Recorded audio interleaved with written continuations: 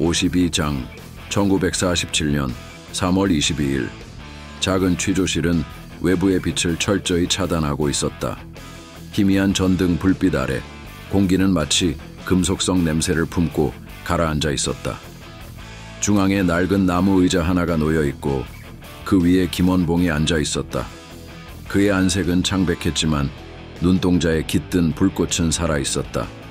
의자 팔걸이를 움켜쥔 그의 손가락 마디마디가 굳어 있었고 얼굴에는 긴장과 결연함이 뒤섞여 있었다. 반대편에는 노덕술이 담배를 비스듬히 문 채 느긋한 자세로 김원봉을 내려다보고 있었다. 노덕술 특유의 냉소가 입가에 걸렸고 동그란 담배 연기가 천장 아래에서 맴돌며 불길한 기운을 더씹혔다. 방 한쪽에는 도리와 철수가 서 있었다.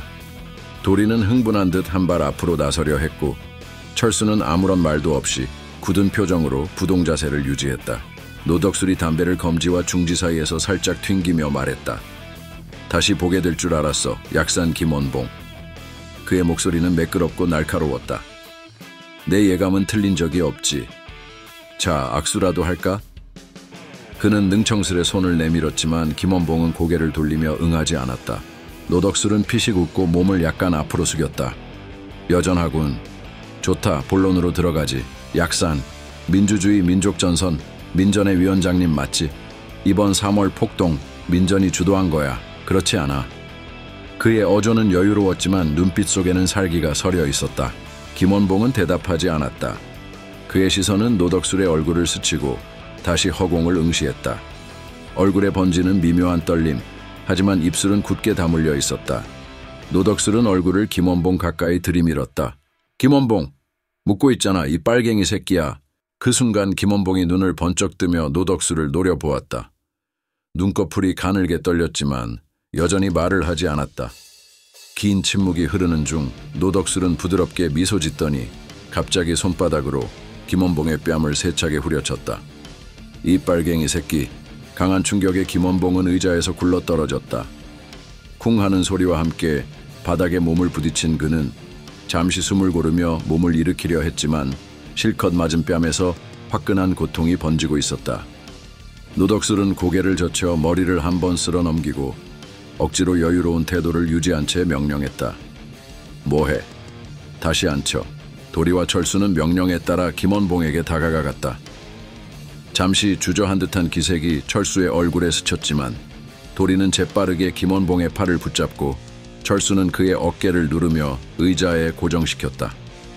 방 안에는 미묘한 긴장감이 다시 맴돌았다. 노덕술은 빗을 꺼내들어 머리를 단정히 정리하며 피식 웃었다. 증인도 많아. 네가 주도했다고 모두 진술했어. 거짓말을 해도 소용없어. 그의 말에 김원봉은 분노에 찬 눈빛으로 노덕술을 노려봤다. 아무 말도 하지 않는 김원봉의 침묵은 오히려 노덕술의 분노를 자극했다. 노덕술은 다시 한번 뺨을 후려쳤다. 언제까지 입 다물 거야, 이 개자식아. 이번에는 김원봉이 더욱 세게 바닥으로 내동댕이 쳐졌다. 이제는 몸조차 제대로 가누지 못하는 모습이었다. 힘겹게 숨을 몰아쉬며 김원봉은 다시 일어서려 애썼지만 결국 힘없이 바닥에 고개를 떨구었다. 노덕술은 가볍게 웃으며 방 안을 둘러봤다. 별거 아니군. 건드리면 나가 떨어지네. 그의 눈은 차가웠고 목소리는 한층 낮아졌다. 묶어. 명령은 단호했다. 도리와 철수는 문득 서로의 눈길을 피하며 다시 김원봉에게 다가갔다. 철수는 손이 미세하게 떨렸지만 이를 악물고 김원봉을 붙잡았다. 도리는 여전히 흥분한 기색을 감추지 못하고 거칠게 그의 팔을 움켜쥐었다. 방 안에는 김원봉의 끊어진 숨소리와 노덕술의 냉소적인 한숨만이 선명하게 울렸다. 이제 이곳은 절망의 끝자락이었다. 한때 독립운동의 상징과도 같았던 약산 김원봉은 굴욕적인 고통 속에 묶여 있었고 그를 맞서는 이는 매섭게 이빨을 드러낸 맹수처럼 군림하고 있었다. 철수와 도리는 그 폭력의 한가운데서 아무 말도 하지 못한 채 명령에 따를 뿐이었다. 어두운 방 안에 흐르는 시간은 더디고 공기는 무거웠다. 김원봉의 침묵은 깨지 않았고 노덕술의 냉소는 더욱 깊어졌다. 그렇게 역사의 한 장면이 처절한 고통과 침묵 속에서 빚어지고 있었다. 53장 1947년 4월 3일 봄의 빛깔이 창 너머로 가득 번지고 있었다. 벚꽃 가지가 바람결에 살랑이는 모습, 개나리와 진달래가 고운 빛으로 물들여진 정원, 따스한 햇살이 스며드는 방 안은 마치 꿈결 같은 한낮의 휴식을 보여주고 있었다. 철제 책상 위에 엎드린 채 잠든 철수의 어깨 위로 부드러운 빛이 내려앉았고 서늘했던 겨울의 기억마저 봄바람에 흩어질 듯했다. 그때 갑작스레 전화벨 소리가 정적을 깨트렸다. 따르릉 따르릉 따르릉. 강한이 날아들던 새소리마저 사그라들고 전화 벨소리만 귀를 때렸다. 철수는 눈가를 비비며 천천히 손을 뻗었다. 아직 잠에서 덜 깬 탓에 손은 공중을 허우적대다 겨우 수화기를 붙잡았다. 여보세요. 낮은 톤에 쉴 새 없는 하품이 뒤섞인 목소리. 철수는 어눌하게 말을 이었다. 하지만 수화기 너머에서 들려오는 목소리는 달랐다. 다급하고 격앙된 목소리가 쏟아져 들어왔다. 폭동입니다. 폭동. 공포에 휩싸인 목소리, 분노와 절망이 한데 뒤섞여 있었다. 철수는 눈을 비비며 겨우 정신을 차리려 했다. 따스한 햇살이 스며드는 방 안과는 어울리지 않는 비명 같은 소리. 미친놈들이 떼거리로 몰려오고 있습니다. 서울경찰청장님이 전화를 받지 않습니다. 난 제주경찰서장입니다. 제주경찰서장? 철수는 혼란스러웠다. 방금까지 봄빛에 젖어있던 이곳과는 전혀 딴판인 상황이 전화를 통해 전달되고 있었다. 내면에 평화로웠던 정적이 일순간에 종잇장처럼 찢겨나갔다. 빨리 인력을 보강해줘야 합니다. 제주가 빨갱이로 물들어갑니다. 이어지는 절박한 외침에 철수는 더욱 혼란스러웠다. 방 안은 여전히 따스했고 창가의 꽃들은 평온하게 피어 있었지만 수화기 너머로 들려오는 소리는 그런 풍경과 어울리지 않는 잔혹한 현실을 끌어들이고 있었다. 철수의 손이 미세하게 떨렸다. 뭐해 새끼들아, 다 쏴 죽여버려. 격앙된 고함과 함께 들려오는 성남 목소리는 마치 총격전 한가운데로 철수를 끌어들이는 듯했다. 이곳은 안전한 방 아니건만 마음은 이미 총성과 비명 속으로 빨려 들어가는 기분이었다. 철수는 눈을 질끈 감았다. 한순간 전에만 해도 깃들어 있던 평온함이 일순간 깨져버렸다. 따뜻했던 햇살이 의미 없이 흐릿해졌다. 그는 천천히 호흡을 고르며 수화기를 쥔 손을 천천히 내렸다. 울리는 고함 소리는 이미 전화선 너머에서 나온 것이지만 철수에게는 그 소리가 머릿속에서 맴도는 것 같았다. 쏴 죽여버리라는 명령, 제주가 빨갱이로 물들고 있다는 절규, 응답 없는 서울경찰청장, 모든 것이 뒤엉켜 마음을 무겁게 짓눌렀다. 마음 한구석에 남아있던 봄날의 여유가 힘없이 깨어졌다. 철수는 눈을 감은 채 어깨를 살짝 떨었다. 방 안에 따스한 봄볕이 여전히 깔려있지만 이제 그 빛은 철수에게 더 이상 안온하지 않았다. 제주에서 불어오는 거친 바람이 그의 마음에도 고통스런 진동을 일으키고 있었다. 그는 수화기를 조용히 제자리에 내려놓았다. 전화벨 소리도 사라졌고 수화기 너머의 고함도 더 이상 들리지 않았다. 하지만 마음속에는 여전히 그 광란의 소리가 울려 퍼지고 있었다. 54장 1947년 4월 3일 맑은 제주 하늘 아래 유채꽃과 벚꽃이 만개한 들판이 펼쳐져 있었다. 부드러운 봄바람은 노란 꽃잎과 분홍빛 꽃잎을 데리고 하늘을 가볍게 춤추게 했고 파도는 해안가의 검은 현무암에 부드럽게 부딪히며 속삭이는 듯한 소리를 내었다.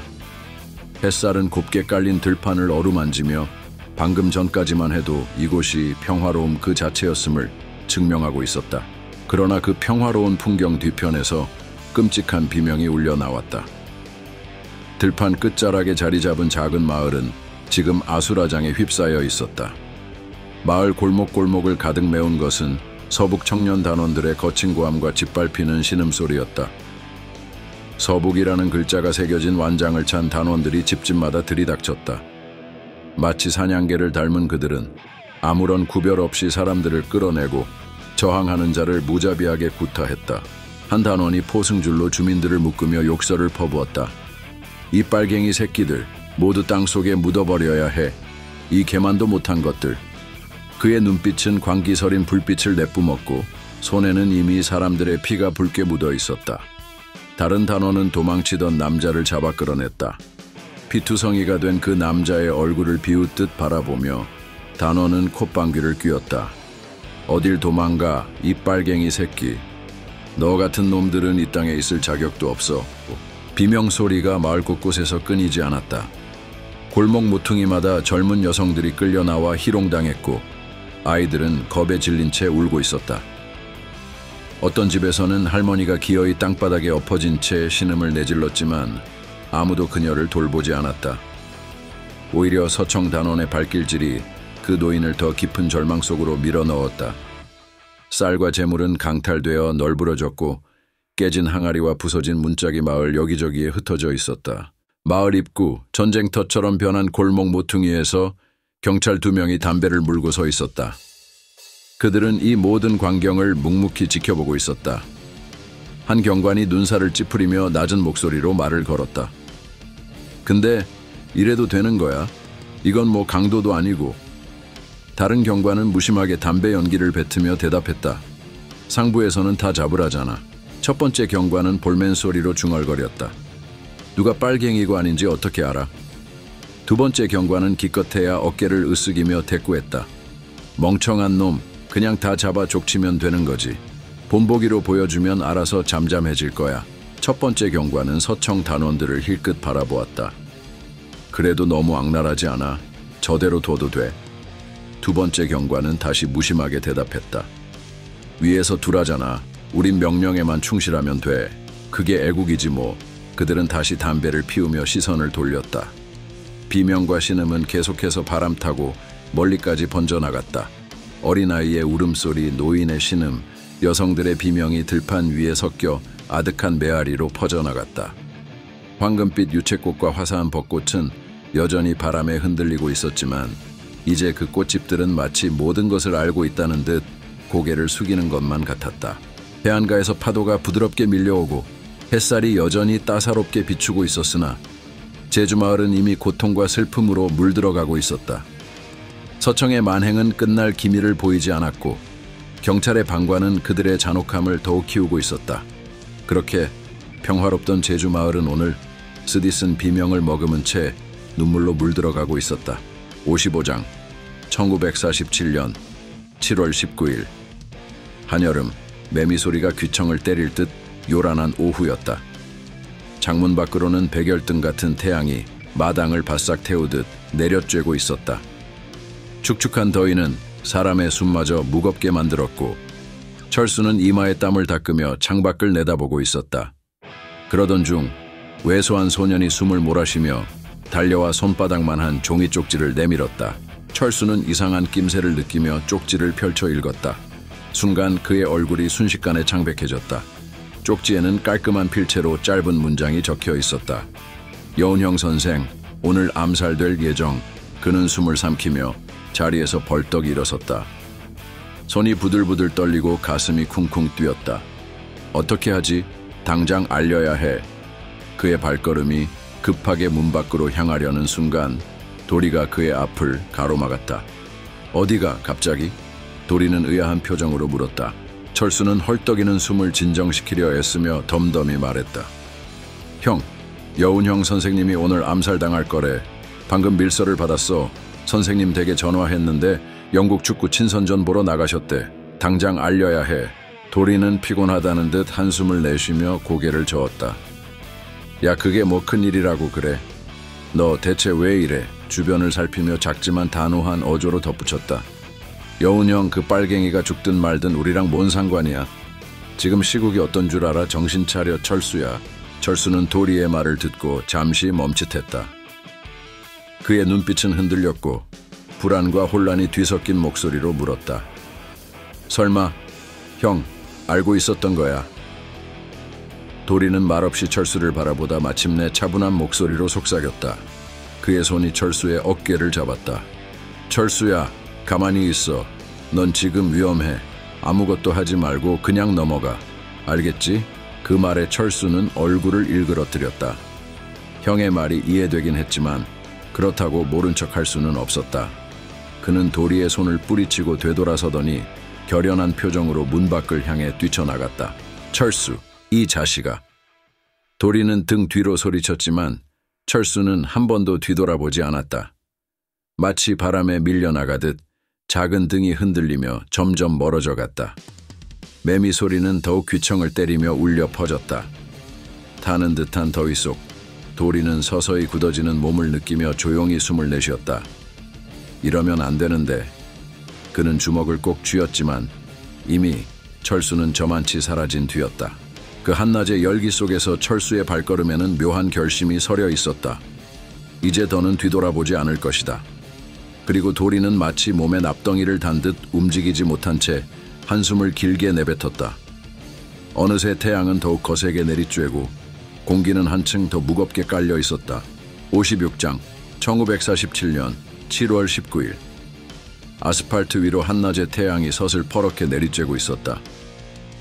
도로는 이미 열기로 가득 차 숨막히는 듯한 더위를 품고 있었고 매미 소리는 귀청을 때리며 여름의 야만적 기세를 뽐내고 있었다. 이 와중에 차들의 행렬은 더디게 움직이며 길게 줄을 느리고 있었다.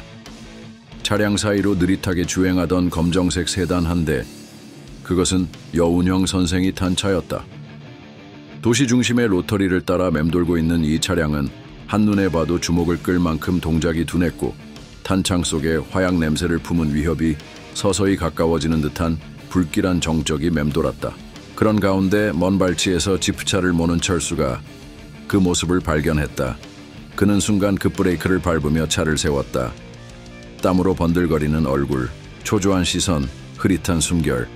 차에서 내리자마자 그는 여운형의 차량을 향해 달리기 시작했다. 도무지 안정되지 않는 발걸음, 불안과 두려움이 번갈아 그의 눈에 서려 있었다.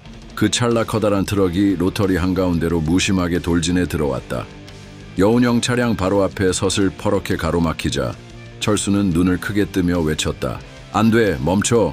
하지만 이미 너무 늦었다. 트럭에서 남자들이 총을 들고 뛰어내렸다. 짧은 비명과 함께 총구가 번뜩이고 이어서 날카로운 총성이 공기를 갈랐다. 탕, 탕, 탕. 유리창 파편이 튀고 여운형의 차량이 덜컥이며 기울어졌다. 매미 소리는 어느새 총성과 혼합되어 귀를 때리고 사람들의 비명이 산산조각난 여름 공기 속을 채웠다. 철수는 흔들리는 손으로 자신의 권총을 들어 하늘을 향해 발사하며 외쳤다. 멈춰, 이놈들아. 그 소리에 놀란 범인들은 서둘러 트럭으로 돌아와 도망쳤다. 철수는 미친 듯 숨을 헐떡이며 여운형의 차량으로 달려갔다. 문을 열어보니 여운형은 이미 붉은 피로 젖은 채 좌석에 기대어 있었다. 그의 숨은 가늘고 약했으며 입술은 떨리듯 미세하게 움직였다. 조선! 조선! 그 한마디를 떨구고 여운형의 천은 점점 식어갔다. 철수는 땀범벅이 된 얼굴로 말을 잇지 못한 채 손을 꼭 잡아주었다. 하지만 모든 것은 급속도로 무너져 내리는 중이었다. 멀리서 호루라기 소리가 요란하게 들려왔다. 잡아라! 잡아라! 경찰들이 몰려들자 철수는 고개를 들어 소리쳤다. 범인이 저쪽으로. 난 경무부 경감 이철수다. 제발. 그러나 경찰들은 그의 말을 들으려 하지 않았다. 그저 그의 팔에 수갑을 채우며 질질 끌어냈다. 당황하고 분노한 철수는 몸부림치며 울부짖었지만 강철 같은 소나기에 저항할 방도가 없었다. 그리고 그 순간 태양을 등지고 한 남자가 걸어왔다. 잘 다려진 제복, 차가운 눈빛, 무표정한 얼굴. 철수는 숨을 멈추며 그를 올려다봤다. 도리! 낮게 속삭이는 철수. 그에 답하듯 남자는 입을 열었다. 이철수 경감, 여운형 선생 암살 혐의로 체포한다. 연행해라. 철수는 믿을 수 없다는 눈빛으로 도리를 바라봤다. 형, 설마, 형. 그의 목소리는 점점 커졌고 끝내 절규로 바뀌었다. 옹. 수갑으로 손목이 아팠고 무더운 열기 속에서 땀은 비 오듯 쏟아졌다. 그는 발악하며 몸부림쳤지만 아무도 그의 외침에 귀 기울이지 않았다. 여운형은 이미 숨을 거두었고 가해자들은 사라졌으며 경찰들은 냉혹하게 명령에 따를 뿐이었다. 매미 소리가 다시금 압도적으로 퍼지면서 철수의 절규를 삼켰다. 한여름의 뜨거운 태양 아래 그의 절규는 그저 공허히 공중으로 흩어졌다. 아름다운 것도 추한 것도 분간하기 힘든 이 순간에 누구도 그를 이해하지 못하는 듯했다. 57장 1947년 7월 19일 회색빛 하늘 아래 도시의 거리는 빗물에 젖어 축축했다. 질퍽한 보도블록 위로 빗방울이 떨어지며 작은 웅덩이를 만들어냈다. 사람들은 저마다 우산을 챙겨 나왔지만 갑작스러운 소낙비에 대다수가 당황한 표정으로 건물 처마 아래로 몰려들고 있었다. 그때 한 소년의 날카로운 목소리가 빗줄기를 가르며 울려 퍼졌다. 호회요, 호회, 여운형 암살이요, 몽양 여운형 암살이요, 호회요, 호회. 소년은 번들거리는 젖은 찌라시를 한 손에 높이 들고 다급히 뛰어다녔다. 비에 젖은 머리칼이 이마에 달라붙고 작은 신발이 물웅덩이를 튀기며 소년은 쉼없이 외쳤다. 차들이 길 위에서 혼란스럽게 서행하고 행인들은 비를 피해 서둘러 발걸음을 옮기는 상황 속에서도 그의 외침만큼은 분명하게 들렸다. 그 소리를 듣고 한 중년 남자가 걸음을 멈췄다. 출근길인지 퇴근길인지 알 수 없는 그의 얼굴에는 피로가 서려 있었지만 소년의 외침에 그는 본능적으로 손을 내밀어 찌라시를 받아들었다. 그의 손이 미세하게 떨렸고 얼굴빛은 점차 하얗게 질려갔다. 빗물이 번져 글씨가 살짝 번졌지만 종이에 새겨진 내용은 충분히 읽을 수 있었다. 몽양 여운형, 서울 한복판서 총격 사망. 조선의 통일을 외치던 지도자의 비극적 최후. 옆에 있던 여인은 손으로 입을 틀어막고 흔들리는 목소리로 중얼거렸다. 설마, 정말. 여운형 선생님이? 그녀의 눈동자는 놀람과 슬픔으로 가득했다. 찌라시를 읽던 사람들 사이에서 웅성거림이 터져 나왔다. 주위를 두리번거리던 이들이 곧 하나둘씩 찌라시를 받아들고 믿기지 않는다는 듯 고개를 저었다. 참담한 소식이 빠르게 퍼져나가며 거리 전체를 무거운 공기가 뒤덮었다. 빗물이 글씨를 더 번지게 만들고 얼굴에는 절망감이 스며들었다. 비에 젖은 머리칼과 옷자락이 몸에 들러붙었지만 이 순간 그 누구도 불편함을 신경 쓰지 않았다. 비극적 소식 앞에서 우산조차 펴지 못한 채 사람들은 그저 머리를 떨군 채 섰다. 쏴! 갑자기 빗줄기가 더 거세어졌다. 굵은 비가 도시를 핥히며 떨어졌고 작은 찌라시는 결국 길바닥으로 떨어져 빗물에 휩쓸렸다. 하지만 이미 마음속에 새겨진 소식은 비로 지울 수 없었다. 길모퉁이에 서 있던 노인은 구부정한 자세로 한 손에 남아있던 찌라시 조각을 꽉 쥐고 다른 손으로 흐르는 빗물을 훔쳤다. 그의 주름진 얼굴에는 허무와 슬픔이 가득했다. 조선은 이제 어디로 가는 것인가? 아무도 우리를 구해주지 않는 건가? 그 목소리는 마치 공허한 골짜기에서 메아리치는 듯 빗속에 서서히 사라졌다. 사람들은 비를 피해 서둘러 흩어졌고 거리는 다시 분주해졌지만 모두의 발걸음은 무겁고 더뎠다. 하늘엔 짙은 먹구름이 잔뜩 깔려 낮인데도 마치 해가 사라진 저녁처럼 어두웠다. 한편 소년은 여전히 호회를 외치며 달리고 있었다. 그의 목소리는 빗소리에 섞여 한층 애달프게 들렸다. 호회요, 호회, 여운형 암살, 호회. 빗줄기와 함께 울려 퍼지는 소년의 외침은 비에 젖은 도시의 심장을 깊이 두드렸다. 마치 슬픔 자체를 알리는 경종처럼 비에 젖은 글씨와 울먹이는 목소리가 마음마다 깊게 파고들었다. 그리고 그렇게 몽양 여운형의 비극적 최후는 사람들의 기억 속에 선명히 새겨졌다. 58장 1947년 7월 30일 음산한 빛을 내뿜는 백열등 전구가 간헐적으로 깜박이는 좁은 방은 후텁지근하고 눅눅했다. 담배 연기와 피비린내가 섞여 공기를 무겁게 짓눌렀다. 방 한가운데 낡은 나무 의자에 몸이 묶인 채 고개를 숙이고 있는 철수의 몸은 상처투성이었다. 말라붙은 피와 새로 흐르는 핏자국이 피부에 겹겹이 번져 있었지만 그의 눈동자 안에는 여전히 희미한 불꽃이 남아 있었다. 그 불꽃은 이미 기울어가는 희망의 조각이었지만 아직 완전히 꺼지지는 않았다. 맞은편에는 도리가 서 있었다. 담배를 비스듬히 문 채 한 손으로 제 머리를 쓰다듬는 그의 표정은 지친 듯 보이면서도 어느 한켠에서는 냉소가 빛나고 있었다. 그는 천천히 철수를 바라보며 낮은 음성으로 입을 열었다. 그만하자, 철수야. 다 끝났어. 철수는 약간 고개를 들어 올리며 피 묻은 입술로 씁쓸한 웃음을 흘렸다. 목소리는 갈라졌지만 쓴 웃음 속에 저항의 기운이 희미하게 맴돌았다. 끝났다고? 뭐가? 내가 빨갱이라고? 내가 여운형을 죽였다고? 무슨 대답을 더 듣고 싶은 건데? 그는 고개를 저으며 희미한 분노를 태웠다. 도리는 한숨을 쉬며 고개를 조금 기울였다. 뭐가 더 나을까, 철수야? 넌 정말 몰라? 그 순간 철수는 잠시 침묵했다. 눈동자가 흔들렸지만 그 안에 남아있던 약간의 결기가 아직 남아있음을 보여주었다. 나한테 왜 이러는 건데? 철수는 도리를 올려다보며 말했다. 목소리에는 애절한 울림이 있었다. 형이 어떻게 이럴 수가 있어? 남들은 몰라도 형은 이러면 안 되잖아. 나한테는. 도리는 담담히 철수의 말을 들었다.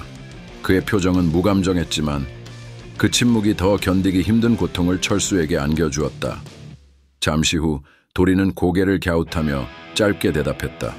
그럴까? 그 한마디는 철수의 마음속 뿌리까지 흔들어 버렸다. 형제가 공유했던 시간과 신뢰, 모든 것이 조롱처럼 부서지고 있었다. 철수는 깊은 숨을 들이쉬었다. 비틀린 상황과 배신의 공기가 그의 폐를 짓누르고 있었다. 휴, 그래. 답은 정해져 있지. 그는 마치 스스로를 체념시키려는 듯 쓴웃음을 지으며 눈을 감았다. 원하는 대로 해. 대신. 그의 목소리가 떨렸지만 간신히 이어나갔다. 대신 영희는 해치지 말아줘. 그것만 부탁이야. 도리는 철수의 말에 갑자기 껄껄 웃음을 터뜨렸다. 날카롭고 냉소적인 웃음소리가 밀실을 파고들었다. 하하하하, 멍청한 놈. 그는 고개를 저으며 비웃었다. 널 빨갱이라고 신고한 게 누군지 알아? 영희 씨라고. 한순간 철수의 눈동자가 광기에 물든 듯 크게 흔들렸다. 믿을 수 없다는 듯, 이해할 수 없다는 듯 도리를 바라보았다. 도리는 담배를 깊게 들이마셨다가 연기를 길게 내뱉으며 말을 이었다. 영희 씨는 그 덕분에 미군정의 보호를 받고 있어. 그래, 네가 영희를 지키긴 했지. 철수는 아무런 말도 할 수 없었다. 입술이 떨리고 침이 흘러내렸다. 믿었던 사람들의 배신, 자신이 지켜주려 한 사람의 대가가 배신으로 돌아왔다는 사실에 그는 정신을 붙잡을 수 없었다. 초점 없이 흔들리는 눈동자, 무겁게 처진 고개, 방 안을 비추는 백열등이 깜빡이며 철수의 멍한 얼굴 위로 불안한 그림자를 드리웠다. 도리는 의자에서 일어나 철수를 내려다보았다. 다시 한번 씁쓸한 웃음을 흘리며 중얼거렸다. 철수야, 넌 정말 멍청했어. 그 말과 함께 도리는 방을 나갔다. 남은 것은 초점 잃은 철수의 눈빛, 쓰러져가는 마지막 희망의 불꽃만이 깜박이는 백열등 아래 어둠과 뒤섞였다. 아무도 그의 비명을 듣지 않았고 아무도 그의 절망을 이해하지 않았다. 그렇게 배신과 절망 속에 철수의 마지막 빛은 점점 사그라들어갔다. 59장 1949년 6월 26일 한낮의 경교장 2층 부드러운 햇살이 창문 너머로 스며들어 방 안을 은은히 밝히고 있었다. 김구는 나무 책상 앞에 앉아 붓을 들고 있었다. 그의 긴 생애를 꿰뚫 듯한 선비풍의 옷자락이 조용히 내려앉고 종이 위에는 단정하고 고든 필획들이 줄을 맞추며 이어지고 있었다. 머리 위에 드리운 정적은 마치 천천히 흐르는 강물처럼 잔잔했다. 그때 문이 조용히 열렸다. 소리가 나지 않도록 신중하게, 신발굽 하나조차 마루를 긁지 않도록 그렇게 방 안으로 들어온 것은 안두희였다. 그의 손에는 미제 권총이 들려 있었고 빛 속에서 반사된 금속 광택이 날카롭게 번뜩였다. 안두희의 얼굴은 결심과 불안이라는 상반된 감정이 섞여 굳어 있었지만 눈동자 한 구석에는 미세한 떨림이 스쳐 지나갔다. 한 걸음, 두 걸음. 안두희는 천천히 김구를 향해 다가갔다. 그 손이 떨리고 있었지만 총구는 단단히 김구를 향하고 있었다. 여태까지 유지되던 고요한 정막이 점점 팽팽해졌다. 숨결 하나조차 무겁게 느껴지는 순간 김구는 고개를 들어 그를 바라보았다. 놀랍게도 김구의 얼굴에는 미동조차 없는 담담함이 깃들어 있었다. 두려움도 놀람도 없이 그는 잠시 안두희를 응시하더니 다시 붓을 들어 종이 위를 지나갔다. 먹물이 종이에 스며드는 가느다란 소리가 방 안을 가득 채웠다. 선생님! 안두희가 흔들리는 목소리로 외쳤다. 다급하고도 떨리는 음색. 그러나 김구는 대꾸하지 않았다. 말 대신 붓질이 이어졌다. 고요 속에 소리를 낼 수 있는 것은 오직 먹물과 종이의 마찰뿐이었다. 멈추십시오. 들으라고 했습니다. 안두희가 더욱 높은 목소리로 소리쳤다. 명령 혹은 간청에 가까운 외침. 김군은 그제야 붓을 잠시 멈추고 부드러운 목소리로 말했다. 왜 이러는가 젊은이. 조선을 위해 싸웠던 우리를 향해 왜 총을 겨누는가. 그 말에 안두희는 더욱 흔들렸다. 그의 손가락은 반가소의 위에서 떨렸고 얼굴 근육은 일그러지듯 긴장했다. 명령입니다. 마른 침을 삼키며 그렇게 말했지만 김군은 조용히 고개를 저었다. 섭섭함이나 분노 대신 이해하듯 하며 그저 담담하게 명령. 그렇군. 그러나 조선은 명령으로 세워지지 않는다. 김구의 이 한마디에 안두희의 눈동자가 흔들렸다. 그리고 이내 손가락이 반가쇠를 당겼다. 탕! 첫 번째 총성이 고요를 베어냈다. 김구의 손에 들린 붓이 툭 떨어져 바닥을 굴렀다. 하지만 김구는 자리에서 일어나지 않았다. 그는 의자에 앉은 채로 안두희를 바라보았다. 그 눈빛에는 마치 모든 것을 알면서도 받아들이는 듯한 심오한 고요가 있었다. 탕탕! 두 번째와 세 번째 총성이 연달아 울렸다. 탄화는 김구의 몸을 파고들었다. 그의 흰옷이 붉은 피로 얼룩지며 몸이 약간 뒤로 기울었다. 하지만 김구는 여전히 안두희를 응시하고 있었다. 그의 눈빛은 충고나 원망, 비난조차 없는 그저 잔잔한 수면 같은 깊은 시선이었다. 안두희는 비틀거리며 뒤로 물러났다. 두 손을 떨며 총을 움켜쥐고 있지만 이제는 무엇을 해야 할지 모르는 표정이었다. 방 안은 다시 정막에 빠졌다. 김구는 천천히 의자에 기대며 눈을 감았다.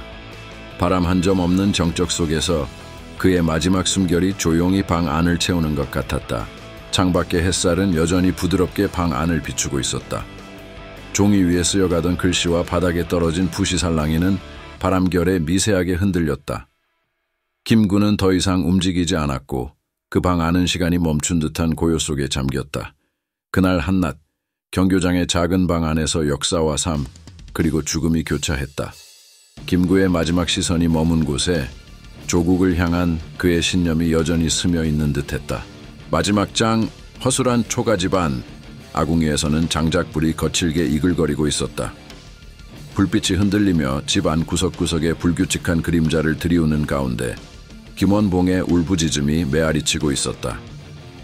아! 그의 목소리는 처절하고도 분노에 가득 차 있었다. 그는 바닥에 주저앉아 두 손으로 얼굴을 감싸고 마치 속을 뒤집어내듯 통곡하고 있었다.